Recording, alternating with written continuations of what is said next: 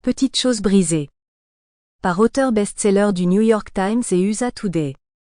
Cheryl Bradshaw. Prologue. Olivia Spencer était allongée dans son fauteuil de bureau, écoutant les craquements et les gémissements des planchers usés par le temps résonner dans les allées de la librairie d'antiquités de sa mère. Il était 17h10, et elle venait de retourner le panneau de la porte d'entrée d'ouvert à fermer.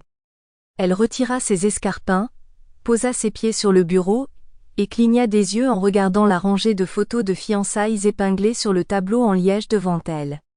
Il restait 5 possibilités, toutes semblables pour un œil non averti, mais pas pour Olivia. Elle pouvait repérer les subtiles différences. Sur la première photo, l'un des yeux de son fiancé était plus ouvert que l'autre. Sur la troisième, l'une des manches de sa chemise boutonnée était de travers. Sur une autre encore, il avait l'air fatigué. Olivia se pencha en avant, et retira la 4e photo en partant de la gauche. Elle passa la main sur sa finition mate et sourit, se remémorant le jour où elle et Casper s'étaient rencontrés. Préoccupée par un message reçu sur son téléphone, elle lui était rentrée dedans en sortant du café. Le couvercle en plastique de son latte avait sauté, et éclaboussé son t-shirt blanc. Embarrassée, elle avait saisi une poignée de serviettes sur une table voisine et tenté en vain d'éponger les taches de café sur sa chemise.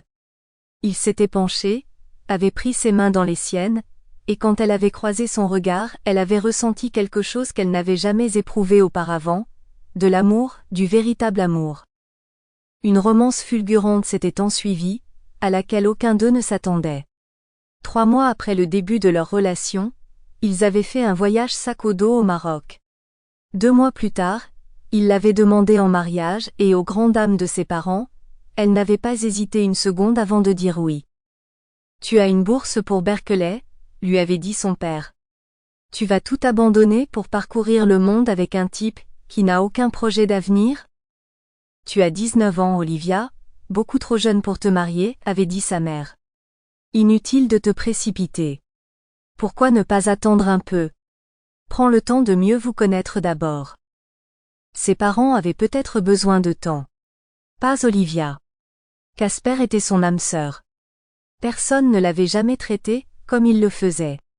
Et bien qu'il ne le sût pas encore, il l'avait sauvée, l'arrachant à un passé qu'elle désespérait d'effacer et de laisser derrière elle. Le bourdonnement du téléphone d'Olivia l'arracha à ses souvenirs et la ramena au moment présent.